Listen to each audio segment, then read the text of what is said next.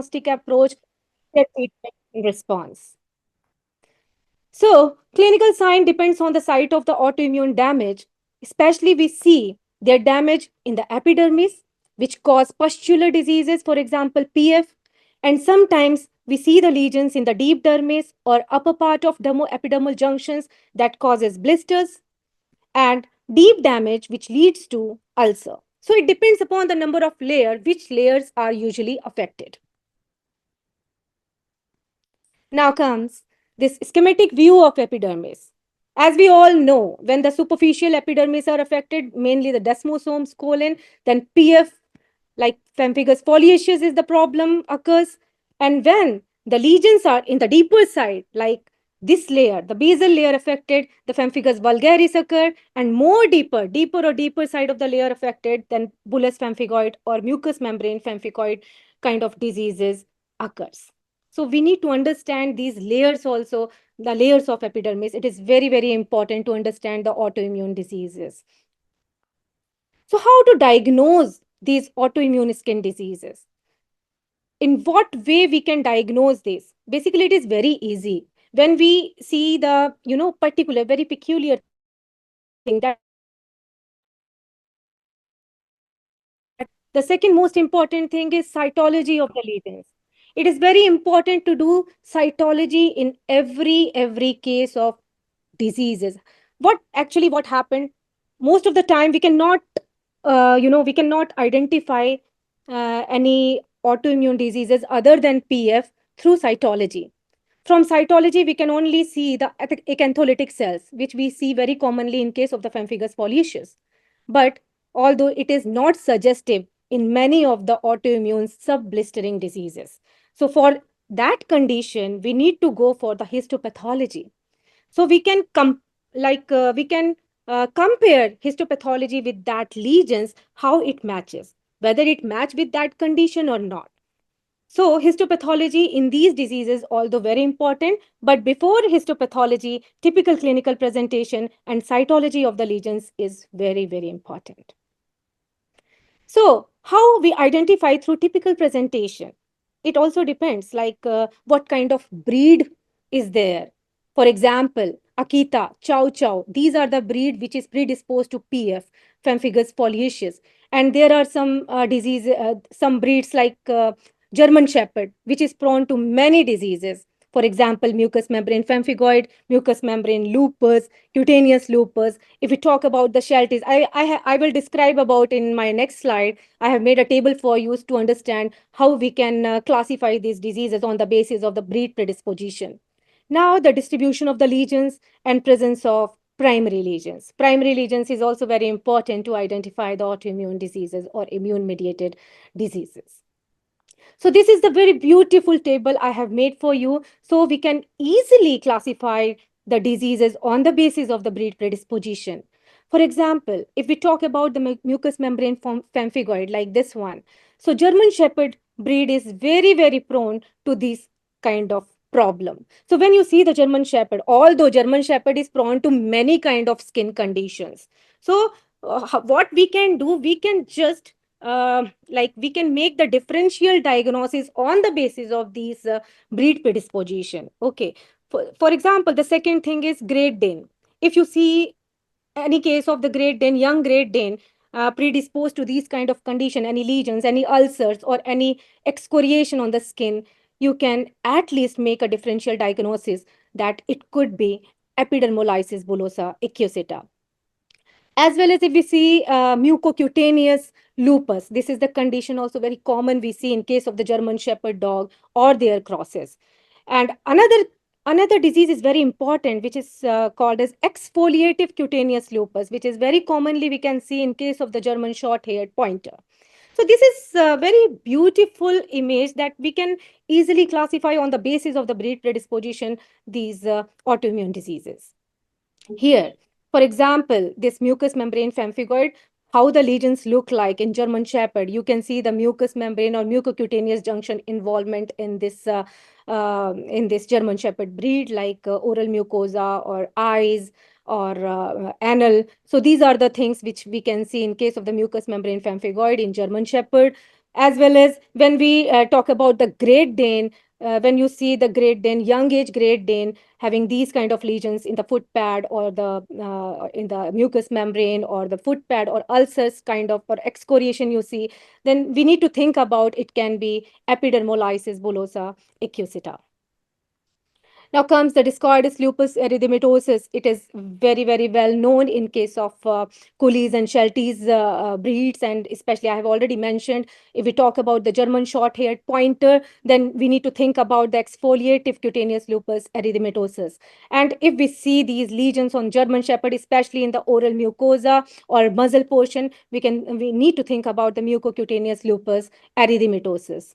So predisposition is very, very important.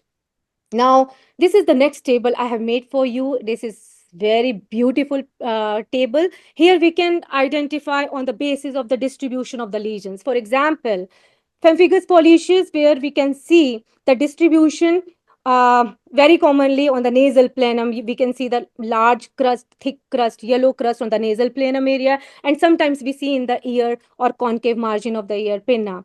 So this is very peculiar distribution of lesions in case of the pemphigus foliaceus, and sometimes also we see the generalized lesions in case of the PF. If we talk about the PV, means pemphigus vulgaris or bullous pemphigoid or mucous membrane pemphigoid, here we see the oral cavity involvement. Okay, oral mucosa involvement, mucocutaneous junctions involvement, but in case of the pemphigus foliaceus, there is no oral cavity involvement. Okay, so no mucocutaneous junction involvement. It's a very superficial or only the epidermis, superficial epidermis involvement is there in case of the PF. But in case of the pemphigus vulgaris, bullous pemphigoid, or mucous membrane pemphigoid, there is the involvement of the oral cavity as well as the mucocutaneous junction. So here also I have described about the cutaneous lupus erythematosus. This is further classified into various groups, that is facial cutaneous lupus erythematosus and generalized mucocutaneous, exfoliative, and vesicular. So this is the distribution of lesions. On the basis of the distribution of lesions, we can identify what kind of problems going on. Now comes here I have made some differential points so we can differentiate between the mucocutaneous lupus erythematosus or mucous membrane mucomembranous pemphigoid. Okay, so here we can classify it like here we can see in mucous membrane pemphigoid what happens actually. Lesions start on the mucosa here, ear eye margin. Here we can see in the anal portion, and here also we can see the mucocutaneous junctions involvement, but the lesion starts on the mucosa and then expand outwardly. But here we can see here in case of the mucocutaneous lupus erythematosus, what happened, lesion starts perimucosally, like here, perimucosa, rarely expand inwardly. There is no involvement of the inner mucosa. They goes outward. So we can actually differentiate on the basis of lesion what kind of problem going on. Okay, so here also I have made some put some pictures. I have taken those pictures from the wonderful article from Petra Vesikova. She's wonderful speaker as well as having a wonderful, wonderful article. So I have taken few pictures from that articles. So here also there's a differences how we can differentiate between mucous membrane pemphigoid or epidermolysis bullosa acquisita on the basis of lesion distributions. For example, in case of the mucous membrane pemphigoid, there is 100% involvement of the mucosa as well as mucocutaneous junction. But in case of the epidermolysis bullosa acquisita, although here also mucosal or mucocutaneous junction involvement, but here it's a 95%, but 100% involvement of mucosa or mucocutaneous junction in case of the mucous membrane pemphigoid. And also one important difference between the mucous membrane pemphigoid and epidermolysis bullosa acquisita is the foot pad or haired skin involvement. In case of the mucous membrane pemphigoid, we can see only 15% involvement of the foot pad and haired skin. But in case of the epidermolysis bullosa acquisita, there's 100% involvement of the foot pad and haired skin. And in case of MMP, genital 40% involvement, but in case of the epidermolysis bullosa acquisita, the genital involvement is just 5%. So we can differentiate very well on the basis of lesion distribution. So here also I have pictorial demonstration how what are the parts and what are the things involvement in the MMP and what are the parts involvement in the EBP. It's very wonderful, important figure. So this is again the oral mucosa, area of frictions and the foot pad involvement we can see in case of the epidermolysis bullosa acquisita. Like here, this frictional area involvement you can see here, here, even in the oral mucosa involvement, area of friction and foot pad. So this is the case of EBA, means epidermolysis bullosa acquisita. Now comes the again difference between how we can differentiate between the bullous pemphigoid blistering diseases. So if there is a hair skin predominance, means hair skin involvement is more, okay, along with the mucosa. So there's a chances of the bullous pemphigoid on the basis of lesion distribution. And if we talk about the junctional EBA, this is little bit similar to the EBA, epidermolysis bullosa acquisita. Like there is the involvement of the foot pad, involvement of the genital area, and involvement of the oral mucosa. So this is a little bit same as EBA. So on these, I have made a difference on the basis of breed predisposition. I have explained about on the basis of lesion distribution, we can differentiate these autoimmune diseases. Okay, now very, very important thing is the principal clinical sign, means lesions. Particular lesions found in particular diseases. For example, pemphigus foliaceus. If we talk about the PF is very commonly seen disease nowadays in clinical practice. And in PF, what we see actually the pustules and papules. This is the principal clinical sign in case of the PF. If we talk about the pemphigus vulgaris or bullous pemphigoid, we can see the vesicle on the oral mucosa, but sometimes it become delay, like presentation of the case become delay, and the vesicle convert into ulcer or erosion, so we cannot identify whether it is a vesicle or erosion, just a erosion or just a excoriation. So we need to see the primary lesion so we can easily identify or the diseases, particular diseases, whether it is a PF or PV or bullous pemphigoid. Now if we see sometimes ulcers on the skin. So it is very commonly seen in case of the cutaneous lupus erythematosus, for example, facial mucocutaneous generalized and vesicular form of lupus. And even in case of the epidermolysis bullosa acquisita, you will see the ulcers. You will not see any papules or pustules. You directly see the ulcers because it is quite deep. Okay, so in these conditions, we see the ulcers form, even in case of the mucous membrane pemphigoid. And the most important disease like exfoliative CLE, which is quite dangerous or very horrible disease. Here we can see the crust and scales on clinical presentations. Okay, so this is the principal clinical sign how we can differentiate on the basis of pustule, vesicular, or ulcerative or crust or scaly presentation. How the case presented, we can differentiate on the basis of these presentations and make a differential diagnosis. Now, first we will discuss about the PF in brief, okay, because we all know what is PF and how is the presentation, how it is happening, what is the pathology, everything we know. So I will just explain brief about what is PF actually. So in these PF cases, what happened, there's an antibodies produced against a particular antigen, that is desmocollin 1. Okay, 80%, and to lesser degree desmoglin 1. There are two type of antigens are present in the epidermal layer, desmocollin 1 and desmoglin 1. But in literature, what research paper says that desmocollin 1 is the main antigen, targeted antigen, which causes pemphigus foliaceus. Okay, so the autoantibodies produced or formed against desmocollin 1 antigen 80%. So this is the main component which breaks desmosomal bond or intercellular bond bridges between the keratinocytes, which is responsible for the cell to cell addition. which we call acantholysis. Huh? Because of this, there's a break in this bond and it causes the acantholysis. So this is very, very important point. We need to remember desmocollin 1 is responsible for causing the PF, and desmocollin is only found in the skin. They are not found in the mucosa. So PF and other acantholytic dermatosis, how to tell them apart? This is very, very important question because most of the time we as a clinician found many time acantholytic cells on cytology. But it doesn't mean if you found acantholytic cells on cytology, we become very happy like, oh, it's a PF case. No, not at all, because there are so many diseases where we see acantholytic cells on cytology. So don't believe only on the basis of cytology, don't diagnose PF.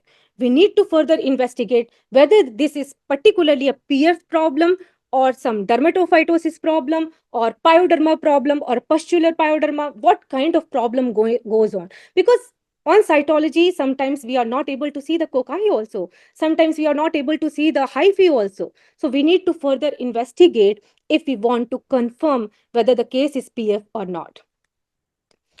So I have written here also, acantholysis, not a unique feature of pemphigus foliaceus. So don't be happy if you find acantholytic cells on cytology. It's not a unique feature of pemphigus foliaceus.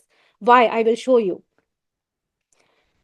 Here I have like clinical presentation is something, no, we on the basis of clinical presentation, something click in our mind that yeah, it could be pemphigus foliaceus because there is a thick crust on the nasal planum, yellow crust on the nasal planum, and ear pinna. So it can be, or it is 100% pemphigus foliaceus.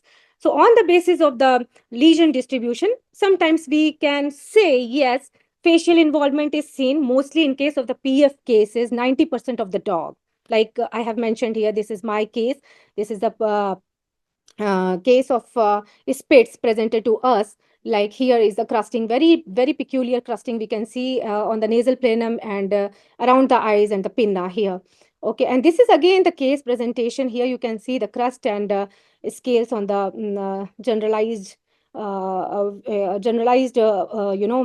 lesions on the face and whole body actually.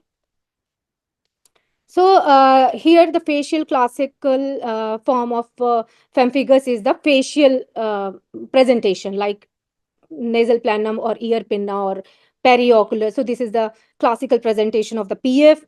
And 40 to 80% of the cases, we will see sometimes the hyperkeratosis and crusty foot pad.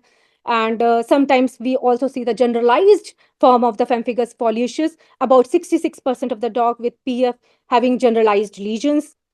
So what we actually see in PF on cytology or histopathology is subcorneal pustule. Okay, I'll let you know later.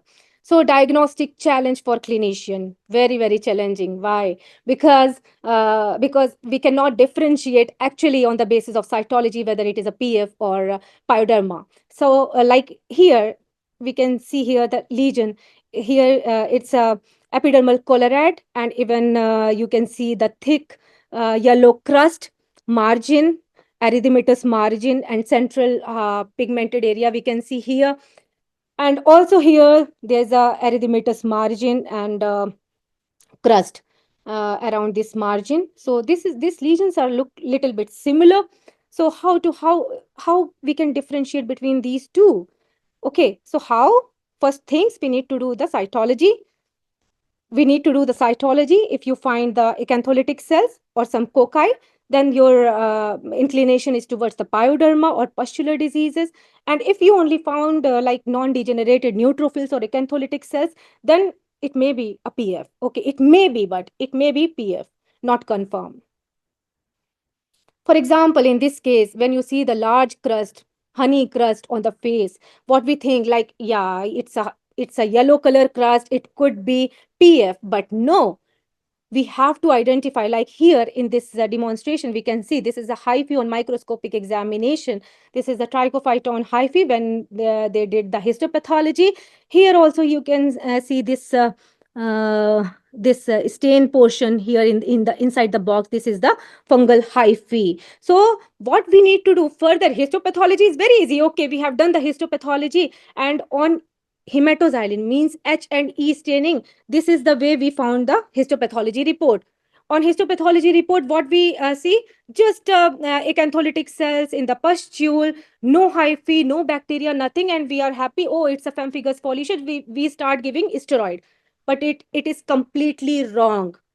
We have to do, if you have a 1 or 2% doubt, no, it's not a PF, it's a dermatophyte case or a fungal infection. So we need to tell the dermatopathologist that do the PAS stain for fungal. This is a fungal stain. So on fungal staining or PAS staining, what we find, we found these kind of hyphae. So this is completely different case now, not PF. It's a dermatophyte case. So we have line of treatment completely changed. So this is very, very important diagnostic, because sometimes lesions look very, very similar, like crusty lesions, yellow crust, or honey colored crust, but it is not like it's a pemphigus foliaceous. We have to think about some other diseases also. Okay, perfect. Now second thing is bullous impetigo. If we talk about the bullous impetigo, in this also we can see very wonderful pustule here, and it ruptures and leads to some superficial erosive lesions here again. Okay, it looks like a PF, right? But it's not, again, it's not a PF.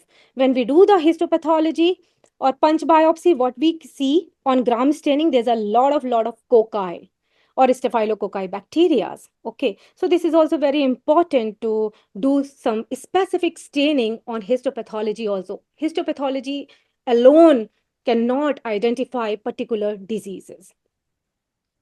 Now, third example, exfoliative superficial pyoderma. Many times, being a clinician, we see these kind of lesions on the dog. On cytology, we are not able to find out any cocci, any bacteria or yeast. What we see only acantholytic cells. So immediately we start giving steroid. That thinking like it's a autoimmune disease, it's a PF. Don't do like that, because these epidermal colorat, it is a exfoliative superficial pyoderma cases. So we need to start some antibiotic to kill these bacteria. It's just a pyoderma. So like that. So in this case also, they have done the gram staining and they found a lot of cocci in this histopathology report. So just histopathology H and E staining will not identify whether it's bacteria or hyphae. We need to do some special stains. For fungus, we need to do the PES, and for bacteria, we need to do the gram staining. Huh. So again, diagnostic challenge for pathologist. So pathologist also, we do the punch biopsy and send the sample to the dermatopathologist. But for the dermatopathologist, it is very difficult to differentiate these four diseases. We as a clinician is the best master to tell the pathologist whether there is a like a top differential is PF or pyoderma or dermatophyte. According to those differential, our dermatopathologist will tell us whether yes, it is a PF or pyoderma or pustular diseases or bullous pemphigoid, like this. So it's very, very, minute thing, but it is very important to tell the pathologist or tell ourselves how to proceed with these kind of diseases. Just one acantholytic cells or two acantholytic cells we have seen on cytology, don't make diagnosis on the basis of two or three acantholytic cells you have seen on the cytology. Now, if we talk about lesion localization in canine PF, we very well known that facial and pedal distribution is very unique in these cases, and lesions limited to the trunk are rare. And bilateral symmetry. In case of the PF, we usually see the bilateral symmetry on both the side, butterfly appearance, what we call it. Okay, so in this PF, it is very peculiar thing. But in case of the superficial pustular dermatophytosis, what we see, the facial distribution is common. Like there's a lack of symmetry. Okay, only the one part of or one side of the face may be affected, not the other sides. So on the basis of the distribution, also we can identify whether it is a PF or superficial pustular dermatophytosis. Okay, and the unique feature of dermatophytosis is the centrifugal spreading of the primary lesion. It spreads centrifugally. Okay. Now, bullous simpatico exfoliative superficial pyoderma. What we see, the lesion localization is very unique. It spreads centrifugally. Okay. Now, bullous simpatico or exfoliative superficial pyoderma, what we see, the lesion localization is very unique. It spreads centrifugally. Okay. Now, bullous simpatico or exfoliative superficial pyoderma, what we see, the lesion localization is very unique. It spreads centrifugally. Okay. basically on the back area. Lack of symmetry also seen in case of the exfoliative superficial pyoderma, and nasal planum and foot pads not involved particularly. This is very important point. Like in case of the PF, nasal planum and foot pads are unique feature, involvement is there. But in case of the exfoliative superficial pyoderma, because they looks very similar, the lesions looks very similar. So I was talking about exfoliative superficial pyoderma. Here, in case of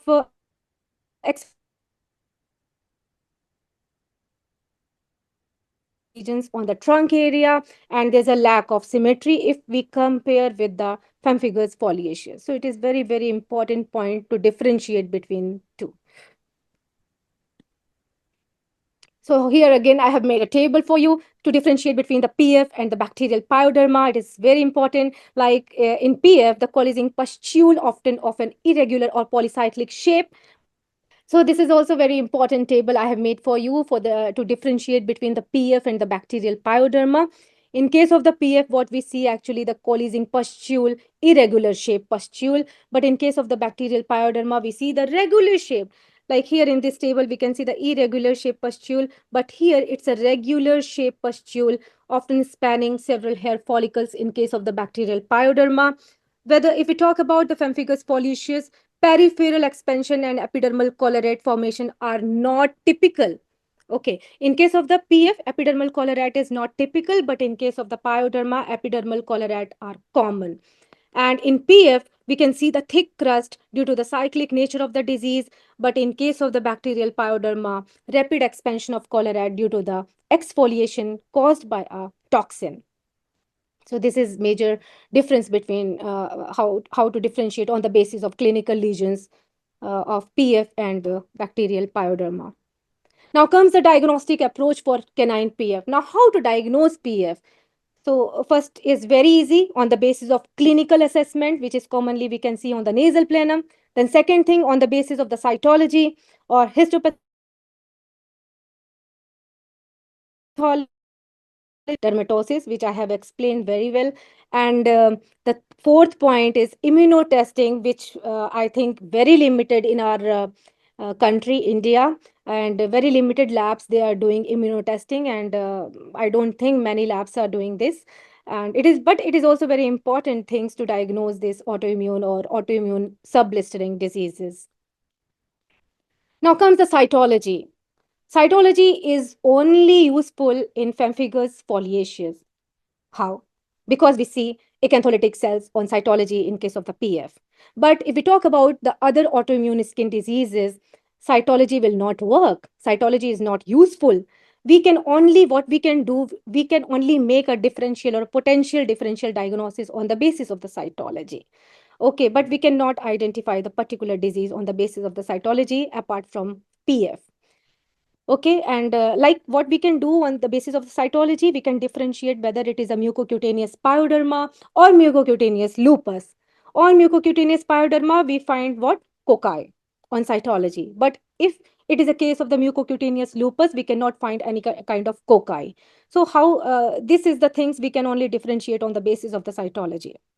But cytology always, I used to say cytology is very, very important in every case of dermatology. Now, what we do actually on cytology, we select a lesions, whether it is a primary, like in primary, for example, the primary lesion, pustule is there, vesicle is there, or secondary lesions, ulcers, erosions, or crust. So on the basis of these lesions, we select a particular lesion. If there is a pustule or vesicle, we prick it with the help of a sterile needle, then press the clean slide onto the lesions. If there is a ulcer or erosion, what we do, we press the slide onto the lesions and we see under the microscope, stain it and we see under the microscope. When we see the crust, what I was talking about cytology. So cytology, why cytology is important? Like here, I can show you. I'll show you this. You can see on the left hand side, there's a lot of cocci or degenerated neutrophils. It indicates it's a case of the pyoderma or like bacterial infections. Whether here in case of the right hand side image, you can see the non-degenerated neutrophils as well as these large acantholytic cells. So we can differentiate on the basis of cytology whether this is the case of the PF or pyoderma. Now, taking histopathology. Histopathology is not an easy job. It's a really tough job because it depends on many factors, like several factors. First important factor is how to take punch biopsy.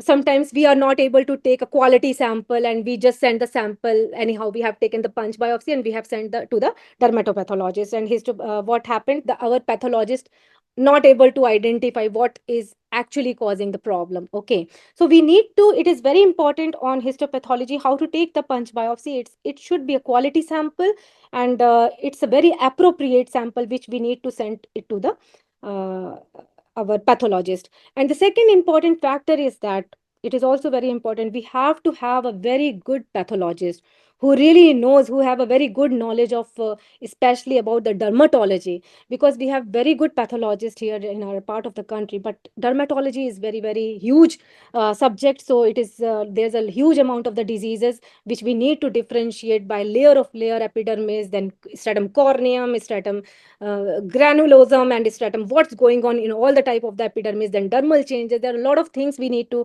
and even hair follicles involvement. So there are so many things. So we need to have a very good histopathologist or dermatopathologist where we are sending the sample. So on the basis of these two factors we can actually find out what is causing problem in our cases. Okay. So selector lesions is very important, which I have already explained. That primary lesion, if you find it is very essential or useful, or also if there is a secondary lesion is present, then we need to do the wedge-shaped punch or biopsy on the with the blade. Okay. For the primary lesions, use a large punch biopsy to try remove the whole lesions. It is also very important. If there is a large pustule in case of the PF, we have to take some like 8 mm punch biopsy to try to remove whole lesion, because if we break the lesions, so we only able to find out the debris on the pustules. We will not able to find out the right disease or acantholytic cells under the pustule. So it is very important to take whole pustule if we want to diagnose the diseases. For example, in these lesions, like this is a big lesions, and how to do the punch biopsy in this case? In this case, for example, if we do the biopsy from here, we will not find anything on histopathology.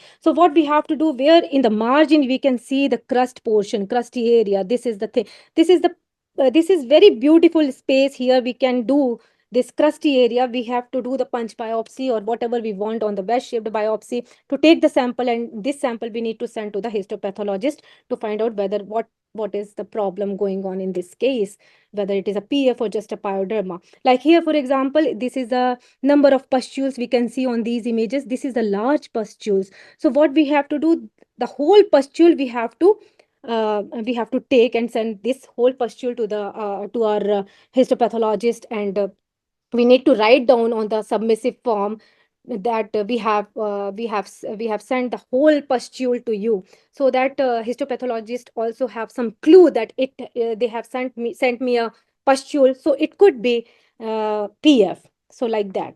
So the both combination or communication is very important with the histopathologist, so we can find out what's going on. Usually clinician portion, being a clinician is also very important to tell all the details about those problems with the pathologist.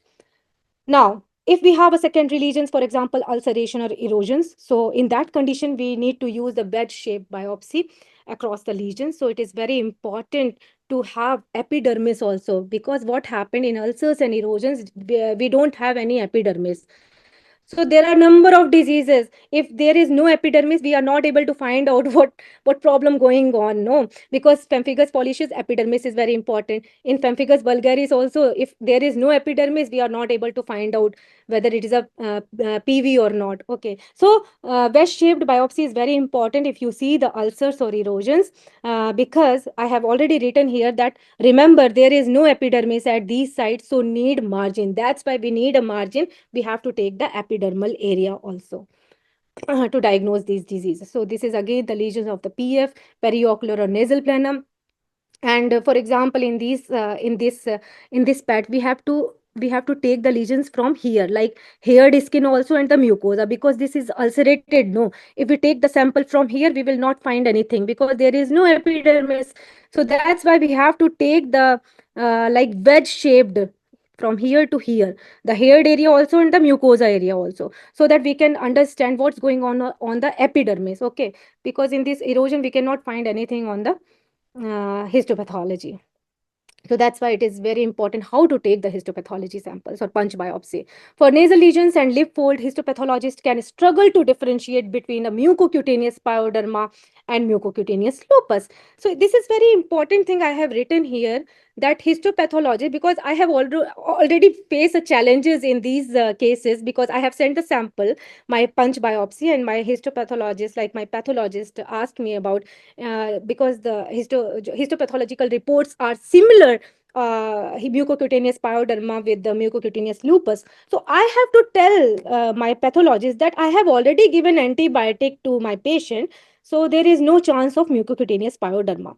So that's why it is very, very important, if you have a case of German Shepherd having a oral mucosa or muzzle involvement is there, and if you have done a cytology and you have found the cocci, so you need to start with the antibiotic first before giving that sample to the biopsy. Okay, so if you have already done the course of antibiotic in these cases, what happened if your pathologist say it can be mucocutaneous pyoderma or it could be mucocutaneous lupus, at least you know that it's not the case of mucocutaneous pyoderma. Yeah, it can be mucocutaneous lupus because we have already done the antibiotic course. So this is the way we can differentiate on the basis of these cytology or histopathology, these diseases. Like here in, for example, this here, this is the very common lesion we see in case of the mucocutaneous pyoderma as well as mucocutaneous lupus. So on the basis of the histopathology or the course of antibiotic, we can differentiate between the two. So for histopathology, we all know that what we do actually on histopathology, we take the sample and we will put the sample on the formalin, and the formalin, quantity of the formalin is just double the volume of formalin. Okay, so mount sample for tissue culture in sterile saline. Sometimes we need to take for culture, like sometimes if we see if there is a cocci or some kind of the bacteria concurrent infection is there, so culture is also very important to start with the antibiotic, appropriate antibiotic to that infection. Okay, so send to the experienced pathologist and microbiologist with some history. Always write down the history in the submissive form if we are sending the sample for histopathology. Now, histopathological findings, it is like I have already said, like pemphigus foliaceus and vulgaris and cutaneous lupus erythematosus. We can made histopathology or diagnosis on the basis of histopathology, but still there are some subepidermal diseases. We cannot made any diagnosis on the basis of histopathology, but only it can be suggestive. See, other than cytology, other than histopathology, we need to have some other modalities also to diagnose subepidermal diseases. So it's very, very vast subject. We need to have more and more modalities in our clinical structure, so that we can identify these uncommon diseases frequently. If we start doing immunopathology, if we start doing immunohistochemistry, over the time, I think, although it's a very costly, it's very cost effective, but over the time, if we do in a regular basis, so it become, cost effective day by day. So we need to start doing immunopathology also, because we all know, we all have a number of diseases which we cannot able to find out on cytology or histopathology. So we need to start also immunopathology, so that we can identify the autoantibodies and demonstrate the position of the basement membrane zone.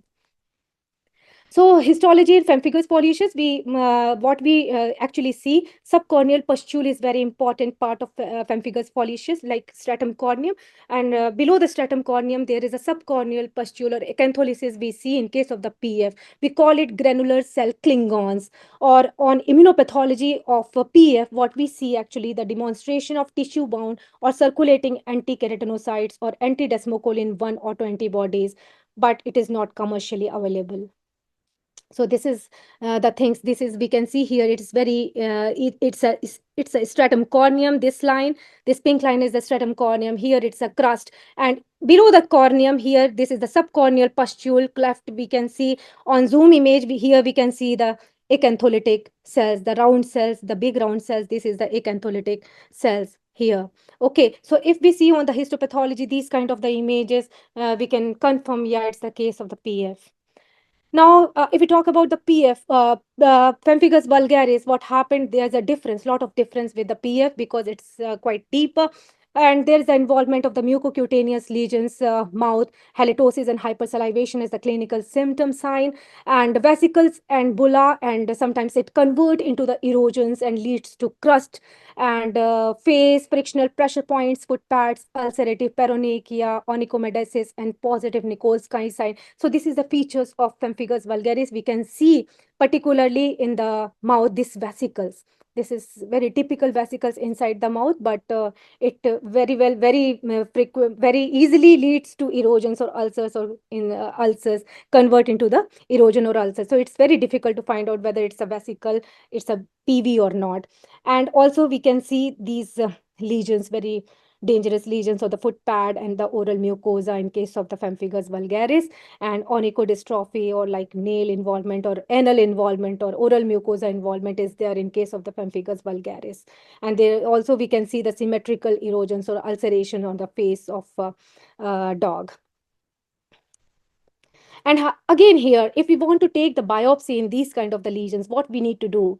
We have to select the biopsy sample not from here, not from this erosive area. We have to take the sample from this area, like new lesions, so that because here we can see the epidermis, but here there is no epidermis. So we will not see any diagnostic image on histopathology if we take the sample from this area. So always take the sample where the epidermis is intact. So this is very important point. So histopathology of pemphigus vulgaris, the main feature of histopathology of pemphigus vulgaris is that what we see actually the tombstone effect of cells along the basement membrane.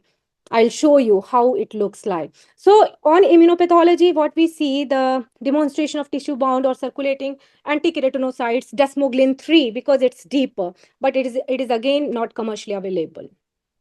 Yeah, so this is the image how we see on histopathology of pemphigus vulgaris. Here you can see, no, this is the basal keratinocyte, how beautiful this arrange attached with the basement membrane. It's look like a tombstone appearance like this. Okay, this is the basal keratinocytes, and here again this is the basal keratinocytes, how beautifully arranged here.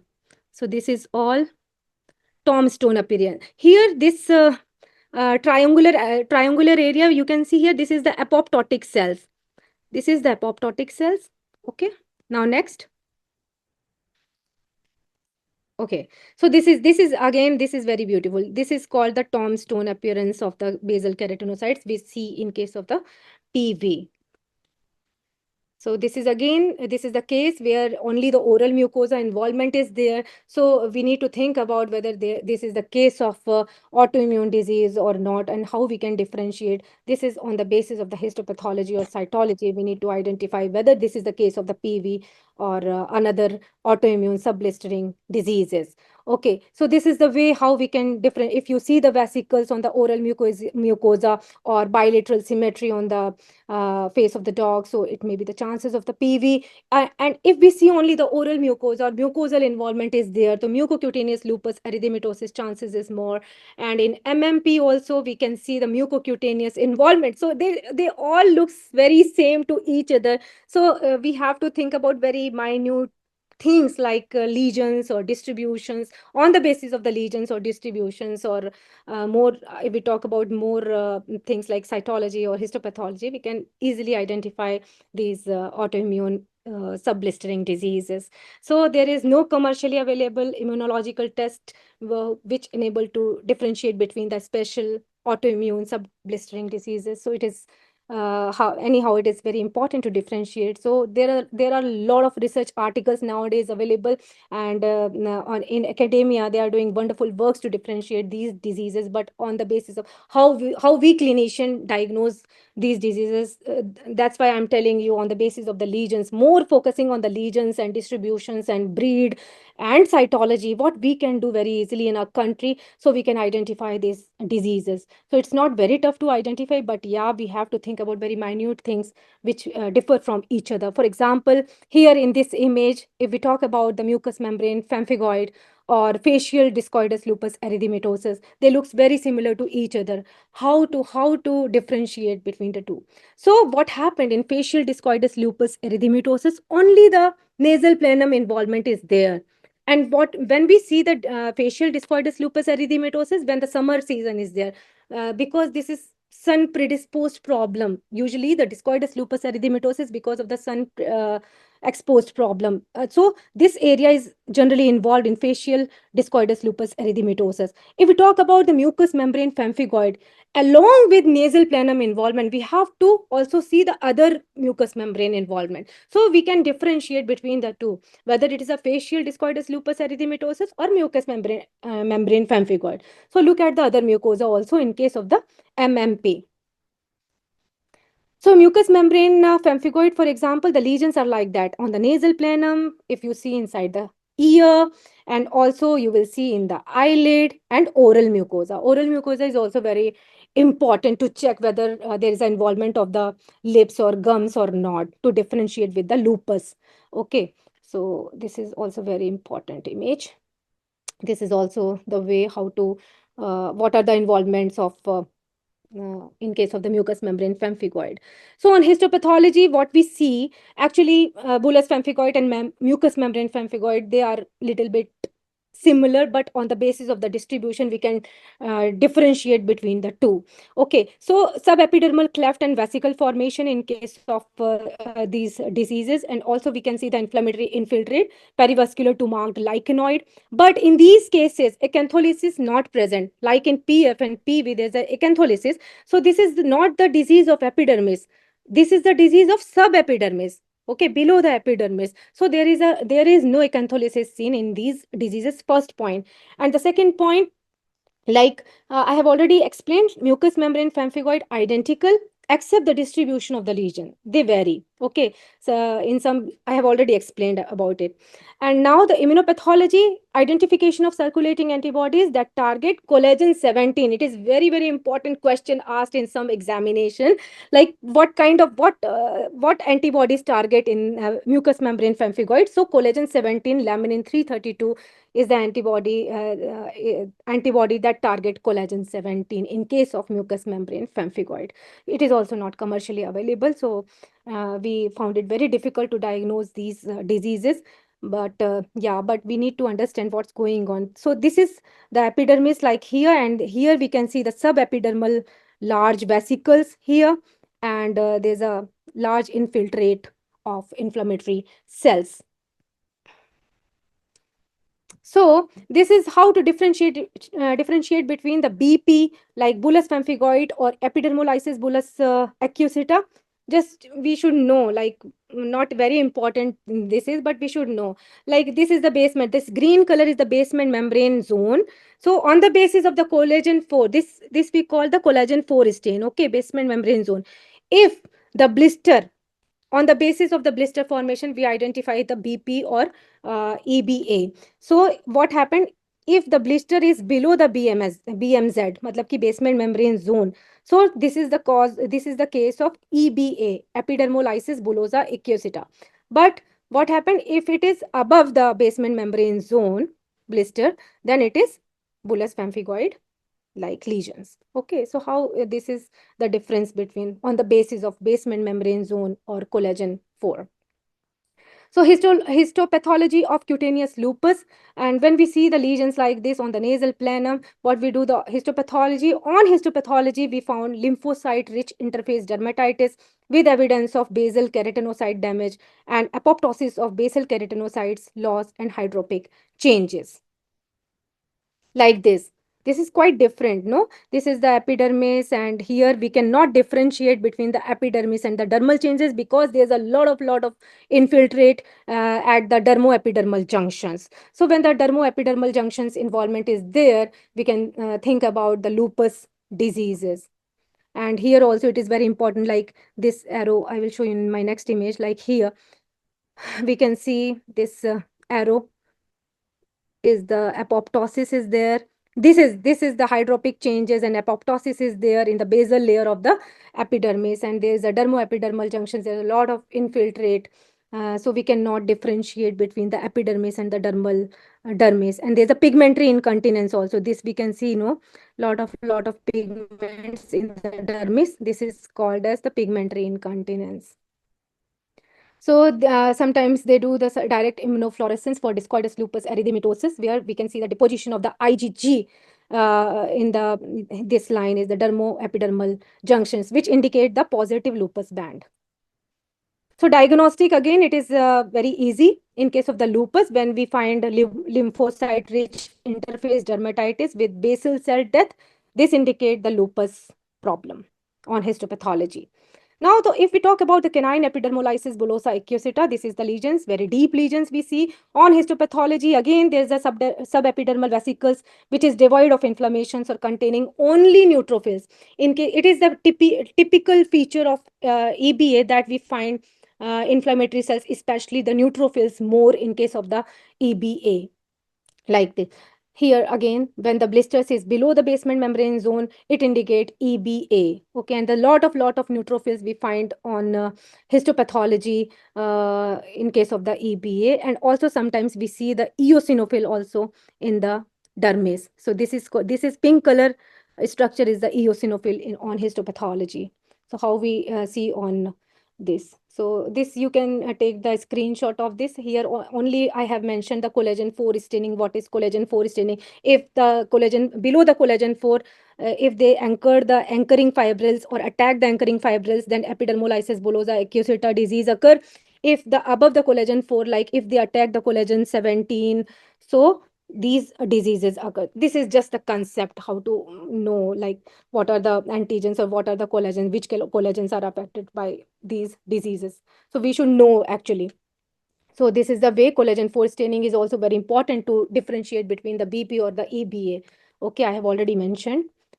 Now, on the basis of these diseases, what happened, what we understand actually, that clinicians' roles is very important role to differentiate between these particular AISBD or autoimmune subepidermal diseases, because only we can understand the lesions distributions or signalement, breed predisposition. On the basis of that, we can make a list of differential diagnosis. And then the third point is the histopathology or collagen 4 immunochemistry that represent the additional piece of puzzle. Okay. And then, for example, neutrophilic infiltrate underneath and inside the blister. It indicate if neutrophil is there, then it indicate this is the case of EBA on histopathology. If more neutrophil is there in subepidermal pustule. Okay. Now comes the therapy. Therapy part is very easy because these all autoimmune skin diseases, they need immunosuppressive dose of steroids. And but before starting or before initiation of this,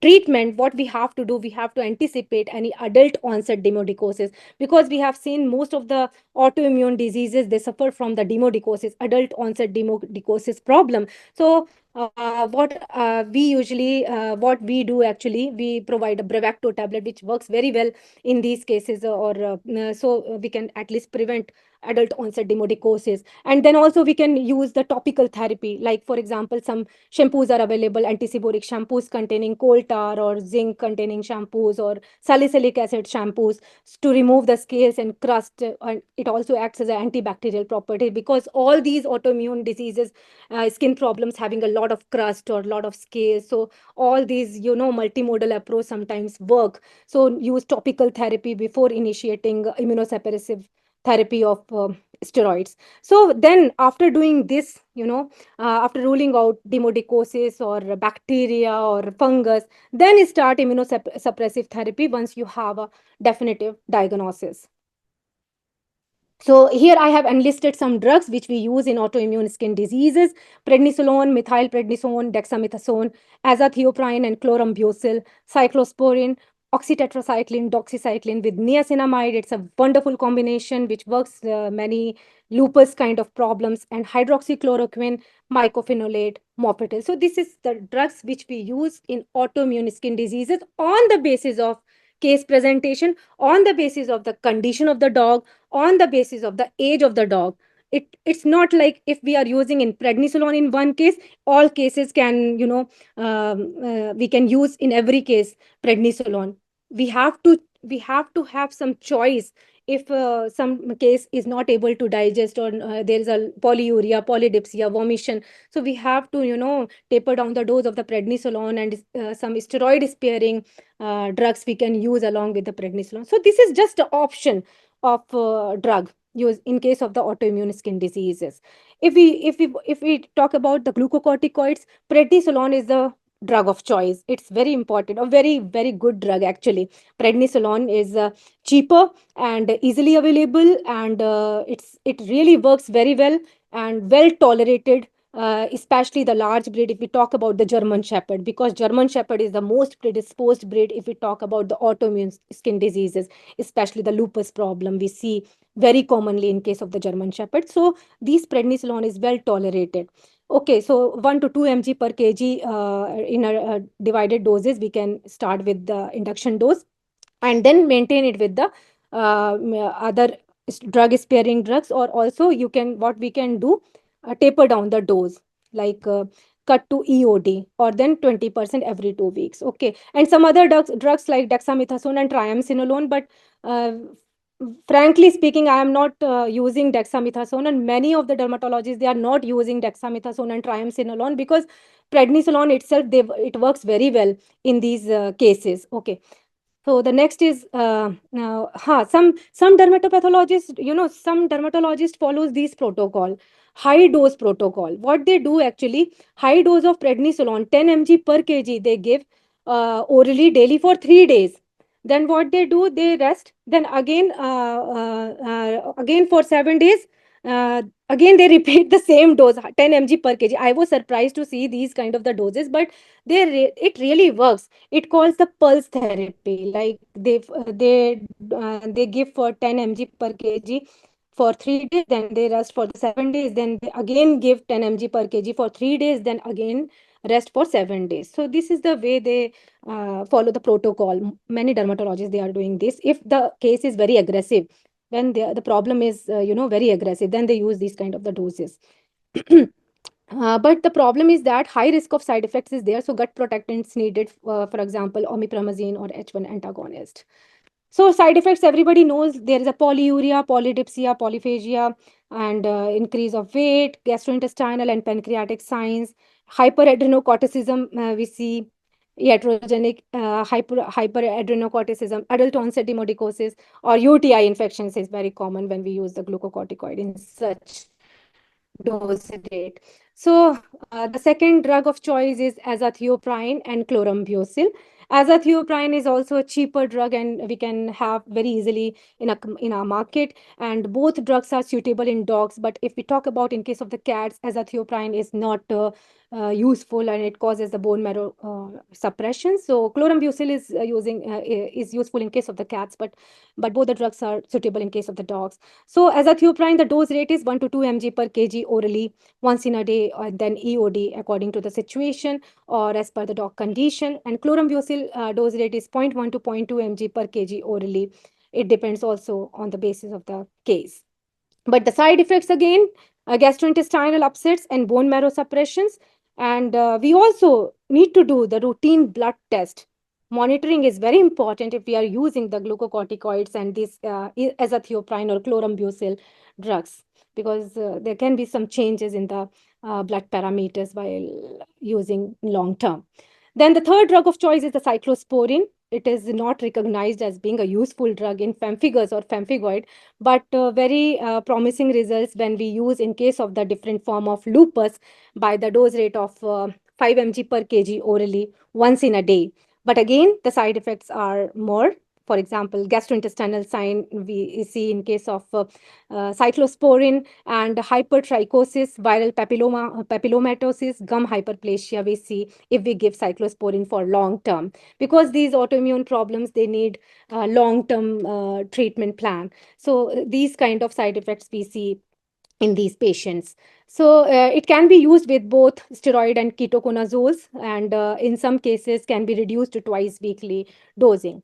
as per the situation. So this is also one of the wonderful drug combination, that is niacinamide with cyclin antibiotic. And w- basically this combination is useful when we see some bacterial infection or some concurrent problem is going on. Then when we use these kind of combination, it really works well in these diseases, because the cyclin antibiotic, for example, the doxycycline and minocycline, oxytetracycline, this works against the bacterial infections. Okay, all kind of gram negative or gram positive bacteria, and the niacinamide is having a immunomodulatory property. So the combination of this drug also works very well, especially in case of the lupus, along with the concurrent infections is going on.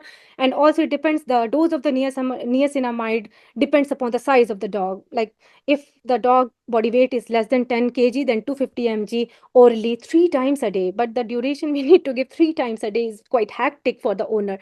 But the dose rate is like that. And for example, if the dog is more than 10 kg of the body weight, then 500 mg orally thrice in a day we need to give. So this is the dose rate, and the doxycycline dose is 10 mg per kg orally once in a day. Side effects are uncommon. Like for example, doxycycline side effect is esophagitis. If we give doxycycline empty stomach, then it can cause esophagitis. So we have to be very careful if we give doxycycline. So we have to aware the owner. You need to give it with the food. If not given with the food, there could be the chances of esophagitis like that. Now, the hydroxychloroquine. Hydroxychloroquine is also a wonderful drug, especially most of the dermatologists they use in case of the lupus condition.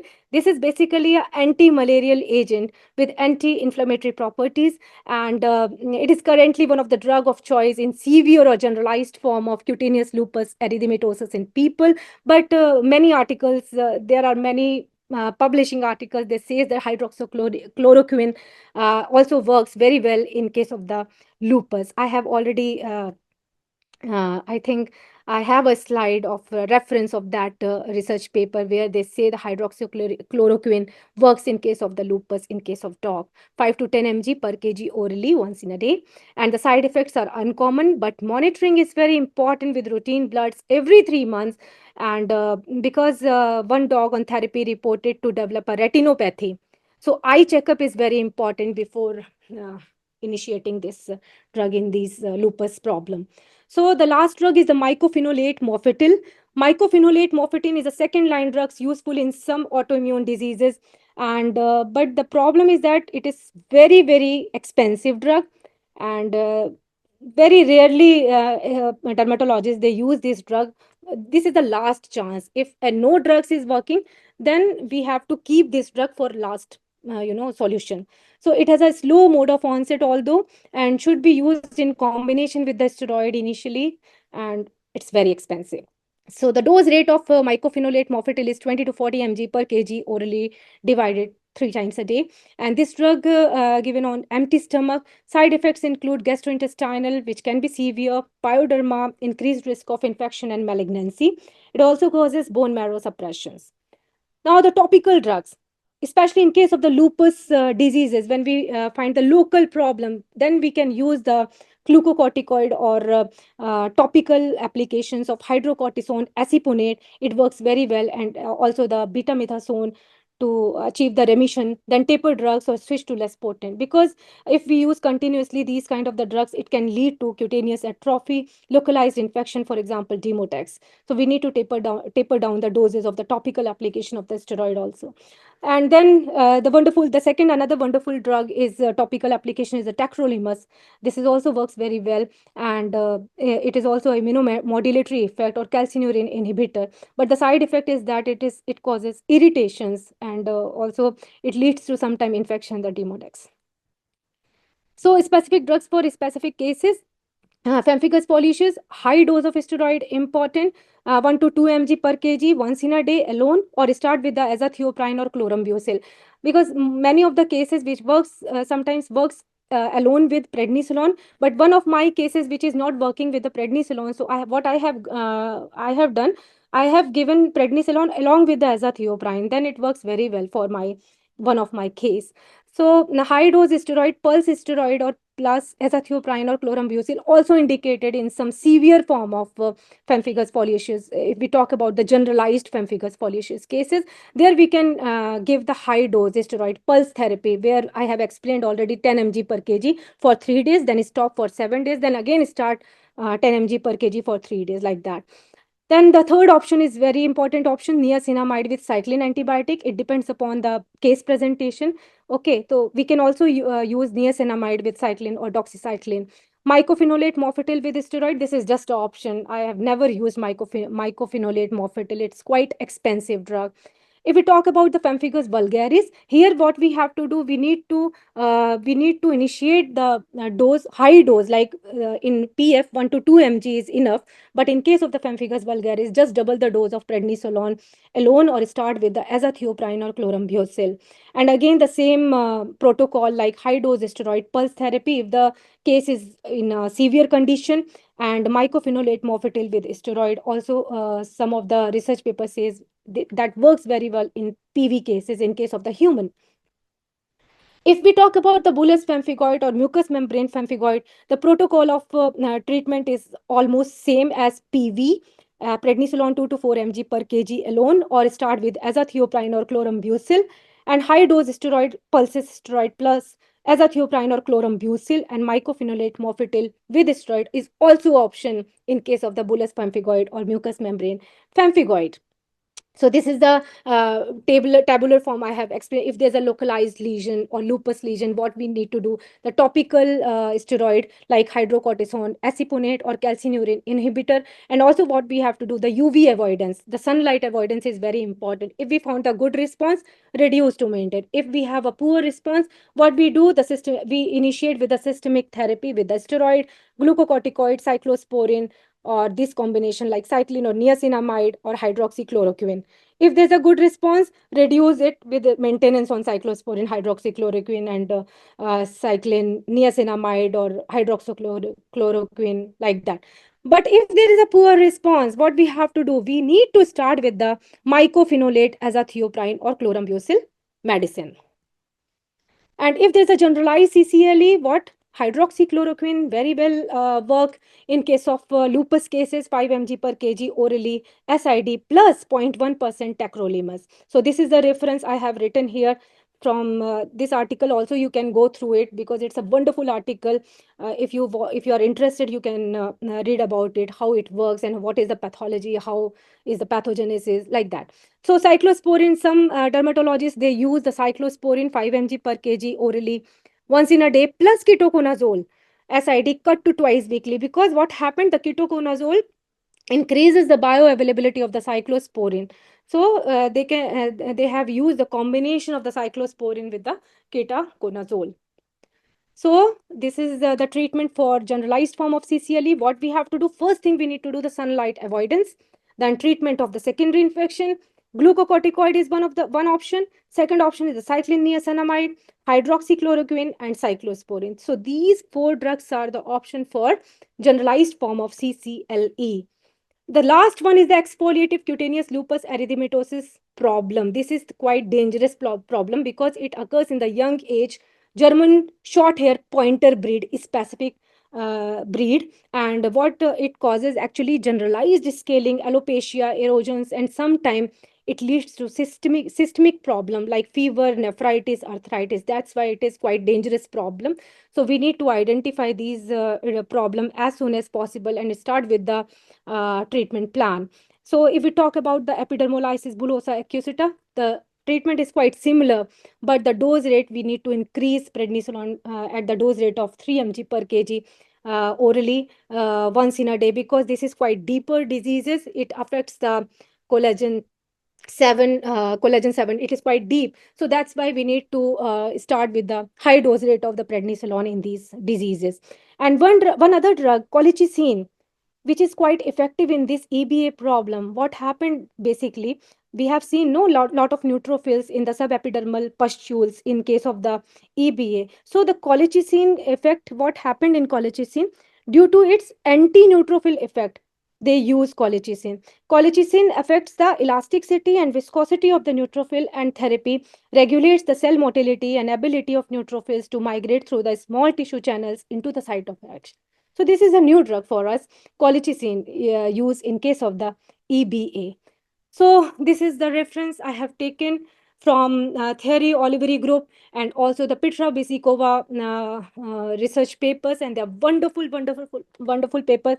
If you're really interested, go through it, and we can discuss about it, how we can identify these kind of toughest diseases in our clinical practice. So my take home message is clinicians must have good knowledge about breed predisposition and distribution of lesions. I always used to say cytology, cytology, cytology is my pet word. We need to do in every case of dermatology the cytology, because we all know that microscope is the mother of all the diagnostics. It is also important to biopsy lesions with an intact epidermis to make a diagnosis, as ulcerated lesions are typically of minimal benefit. There is no use if we are taking the biopsy sample from the ulcer or erosions area. We have to take intact epidermis part of the lesions. Then, apart from cytology, histopathology, there are some autoimmune subepidermal blistering diseases that can only be diagnosed with the immunostaining. So, we have to think about immunostaining also if we can. So, thank you everyone. Thank you for listening. And I'm happy to take if you have any questions. Thank you. Yeah, that was a very enlightening session. There are a couple of questions in the chat box, which I'll read out to you. This is one question from Dr. Dheeraj. Can cases like PV leads to anemia in dogs or even more severe leukocytosis or fatal? Yes, of course, because autoimmune diseases like pemphigus vulgaris is quite deeper kind of the diseases, and sometimes we see the concurrent infections. Okay, so concurrent infection, it can be any kind of infection because of the neutrophil accumulations. So it can lead to the leukocytosis or WBC elevations like that. So we also see in many of the breeds like the if we talk about the pug, and if we talk about the French bulldog especially, this PV problem along with the WBC or leukocytosis issues. So it happens, yeah. Again, from the Dr. Shrithar, does this diagnostic point which ma'am discussed well with us can be applied for cats? Yeah, yeah, of course. It also applies for cats, but in cats, no, there is very few research papers they have diagnosed these diseases. Only one or two or three or four, not more than four cats have been diagnosed with these diseases. So we have very few research papers if we talk about the cats. But in case of the dog, we have more things have available. But in case of the cats, very few research papers are there they have diagnosed. But although PF is quite common in case of the cat, if we talk about PF, but if we talk about the EBA or mucous membrane pemphigoid, or if we talk about the paraneoplastic pemphigus, there are very few cases are there if we talk about all over the world. I can Uh, share with you if you are interested to read these papers in case of the cats. I have a lot of things, so I can share with you if you are really interested in cats. so Dr. Sumati has asked, are there any treatment failures in any of your cases? Yeah, of course. I have explained, like in one of my case of a Spitz having a pemphigus foliaceous problem, and I have started treating with the prednisolone alone, high dose of prednisolone, but it is not working in my case. So what I have did, I have started with the prednisolone along with azathioprine. So it works well for me. So that one incident happened with me. Yes, treatment. This is again from the Dr. Dheeraj. What are the chances of PV in small breeds like pug? Yeah, it's very common because I have personally I have seen in case of the pug and the French bulldog. So I don't know because of the maybe anatomical structures or like that, but I have seen in case of the Okay. pug. The Here I last want question. to insist one thing. Actually, not only even though we are seeing in textbooks and other thing about the breeds, particularly in Bullosa, see all the blistering diseases, we are very much having problems in non-descriptive and also in the toy breeds. Like even in case of Spitz, we have come across a lot of cases of the blistering diseases, and these blistering diseases not necessarily all should, as the some was asking, not necessarily all should have a good response for these treatments. So even the list of treatments are there, there is more chance for failure also. So you have to be very careful in understanding the disease, and also that is only by way of doing the histopathology. So once you know the histopathology, what type of disease it is, see, even in the blistering disease, some will be having a very poor prognosis, so that you can forecast the owner. These are all the things going to happen, so that we can be very safe in handling the case. That is what I wanted to stress. Okay. Yeah, completely agree. Yes, sir. This is the last question from Dr. Suman. In case of suspected autoimmune skin diseases in dogs, what practical diagnostic approaches can be taken in a general practice on the spot setting without access to advanced laboratory facilities? Yeah, that's why I have explained, no, the lesion distribution and the breed predisposition or clinical presentation is very important to diagnose autoimmune diseases. So, first thing, like for example, I have explained like in Chow Chow or in German Shepherd. So, in Chow Chow, what are the common problems occurs?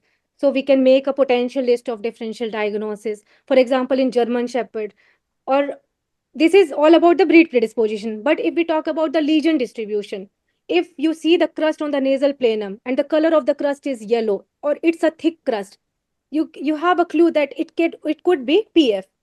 But if there is a pinnal involvement, foot pad involvement, hyperkeratosis, so there is a lot of things on the basis of the lesion distribution you can tell, or you can at least think about it.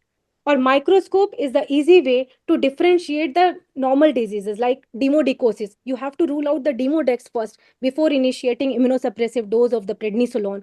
You can rule out pyoderma, cocci infections just by microscopic examination. So we have to think about those little things first. If you have ruled out demodicosis, you have ruled out cocci, you have ruled out dermatophytes, then think about autoimmune diseases on the basis of the lesion distribution or breed predisposition. So thanks a lot, ma'am. Before closing and inviting Dr. Jairam sir, I just would like to say a few words about the DRULs and their participation, because at DRULs we are deeply committed towards the working closely with the veterinary fraternity. We have been always at the forefront and torchbearer wherever there is an opportunity for the knowledge upgradation for the vets. At DRULs, like what Dr. Shashank sir says, we come from a veterinary fraternity, and we always should look forward towards its development, towards its upgradation. And so we have a couple of programs running for the upgradation of the knowledge base of our fellow veterinarians. Like we have a continuous education program in tie-up with your Chennai Veterinary College, where they can have a hands-on practice as well. Apart from that, we have a very innovative a program which by the name of Vet Thrive, where we participate with the veterinarians to upgrade their clinical facilities by making them helping the purchase of the instrumentation where they can upgrade their clinical knowledge. And apart from that, I think we do a lot of engagement with the fellow participants. Like we have a microscope program where we interact with the passing out batches of veterinary college, where we invite all esteemed guests like you to share their knowledge, to give them a brief idea what a veterinary industry looks like beyond the college education. So that is again one of the best initiative which DRULs has taken. Apart from that, DRULs, I think we, like I said, we are deeply committed towards the overall pet care development. So we always look forward wherever opportunity we can get to increase the productivity in the pet care sector. Recently, it gives me an immense pleasure to proudly announce that we had a joint venture with Wenger, which is one of the best top-notch manufacturing company, to have a joint venture and establish your treats factory in Rajnandgaon. So it's a close to 100 CR investment. So the idea came towards the development of the pets, how they can have a good treats made in India. So with that vision, we had close to 100 CR investment already done. So like I said, we at DRULs always look forward to integrate, to interact with the veterinarians, interact with the participants in the pet care industry. So this again, AVD series has provided an opportunity to interact with all of you to be a cause bearer for the continuous education. So that's all from our Dhruv side. Now I would like to invite Dr. Jairam, sir, Secretary AVD, to have a vote of thanks. Over to you, sir. Hi guys. So it's been a real pleasure listening to Anisha. Thank you to Drools for supporting AVD. And from today's lecture, you can realize that skin is not only Demodex, Sarcoptes, and dermatophytes. There's a whole lot of layers of skin and lot of things that we can all learn. So please do click pictures, share your cases with us. ABD is very happy to announce its fourth International Congress in Pune in the month of June. We are going to be doing a workshop on dermatology. People who are interested, please do register. The first early bird dates are getting over on 31st of January. We have only 30 seats for the workshop, so please register at the earliest and do follow us for all our dermatology webinars. Please write in what are the topics you're interested in. We will cover the same. Thank you, Dr. Anisha. Thank you, Dr. Nagarajan. Thank you, Nikhil. Thank you, Anisha. Thank you, Shashank. And thank you, Schools. Let's meet for the next webinar. Thank you very much. Thank you, sir. Thanks a lot, sir. I'll just share the next webinar dates. Just allow me a moment. I'll just present it on the screen. Then just give me a moment. The dates for the next presentations.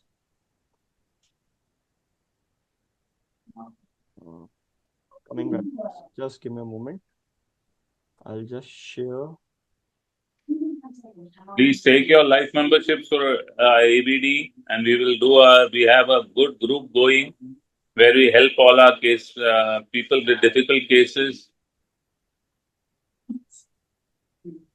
So we have our next webinar on 23rd of Feb by Dr. K. Mohanabal ma'am on Sunday.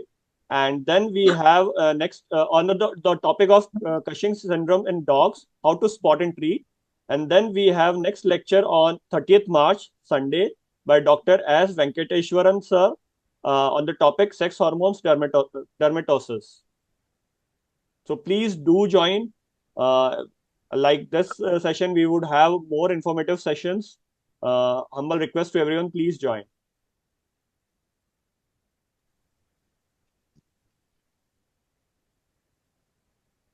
Thank you. Yes, we have come to the end of the session. Thank you, everyone. Thanks a lot. Thanks, AVD, for giving us an opportunity to interact. Thanks, Dr. Naisha ma'am. Thanks, Dr. Nagarajan sir. Thanks, Jairam Samanamani sir, for being a champion for this platform. Thank you, sir. Thank you. And thank you, everyone, for joining. Right. Thank you. Thank you. I'll just end the session for everyone. Thank you.